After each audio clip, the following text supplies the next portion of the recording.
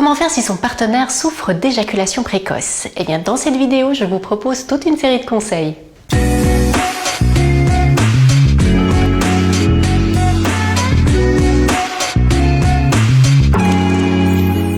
Alors à partir de quand est-ce qu'on peut parler d'éjaculation précoce? Alors typiquement en sexologie, on va parler d'une éjaculation qui se produit pendant les préliminaires, au moment de la pénétration ou avant les 2 premières minutes suivies de la pénétration. Mais vous vous en doutez, cette définition est de plus en plus controversée parce qu'on est loin de cette société phallocentrée qui va diviser et se représenter la sexualité comme des préliminaires suivis obligatoirement d'une pénétration. Donc retenons plutôt que c'est un sentiment de absolument pas pouvoir contrôler son niveau d'excitation sexuelle et que l'éjaculation arrive précocement sans que la personne le souhaite. C'est-à-dire que, évidemment, dans certains cas, on peut avoir envie d'un quickie, comme on dit, donc d'un petit coup rapide, mais si on a envie de jouer les prolongations, de profiter longuement d'une étreinte sexuelle, eh bien, les hommes qui souffrent d'éjaculation précoce n'arrivent pas, en fait, à pouvoir moduler leur niveau de tension sexuelle et du coup, l'éjaculation arrive précocement. Alors, la première chose à savoir, et qui est aussi rassurante, c'est que l'éjaculation précoce ou prématurée n'est absolument pas une maladie.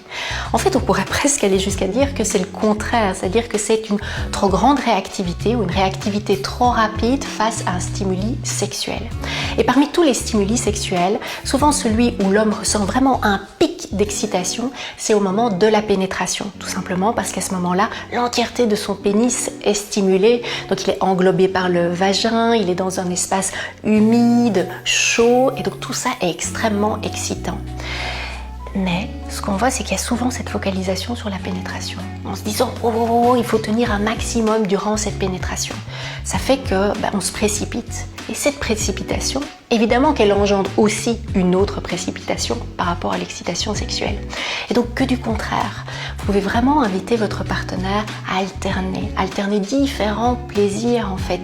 Celui de parfois s'occuper de vous, parfois vous allez vous occuper de lui et vous pouvez parfois stimuler des zones qui vont plus éveiller de la tendresse ou de la sensualité mais qui ne vont pas directement être sur ces zones génitales. Pour qu'il y ait un peu comme des pauses entre des moments où son sexe est stimulé et d'autres, ce sont d'autres parties qui vont l'être. Alors je ne vais pas vous le cacher, il y a évidemment le mental qui joue énormément.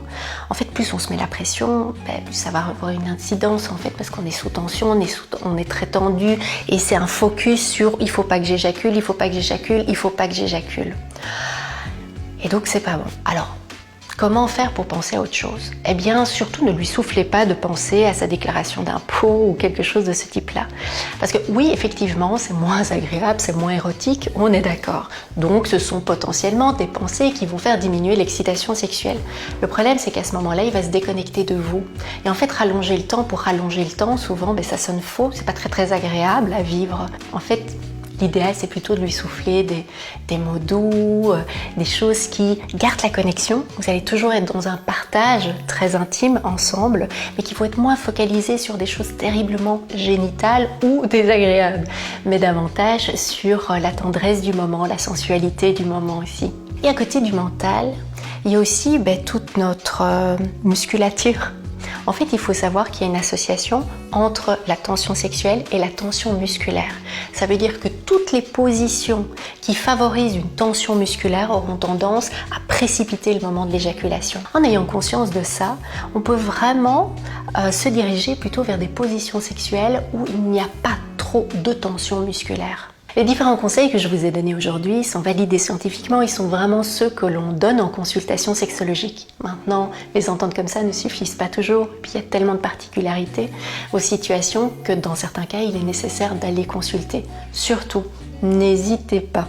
Parce que comme je vous l'ai dit, l'éjaculation précoce n'est pas une maladie, c'est plutôt de l'ordre du conditionnement, un petit peu comme un sprinter qui est conditionné à aller très vite, à donner beaucoup d'intensité dans un temps très court, contrairement à un marathonien qui lui va faire fluctuer ses énergies, travailler sur son mental pour tenir plus en longueur. Eh bien, on a le même principe dans la sexualité, c'est-à-dire que l'on peut changer certains éléments pour basculer vers une gestion de sa tension sexuelle qui permettra de pouvoir tenir plus longtemps. Mais bon, attention, contrairement au sprinter et un marathonien, là on n'est pas une course de performance. L'idée, c'est plutôt de prendre du plaisir et de pouvoir choisir si on a envie de faire un petit coup rapide ou au contraire de jouer les prolongations.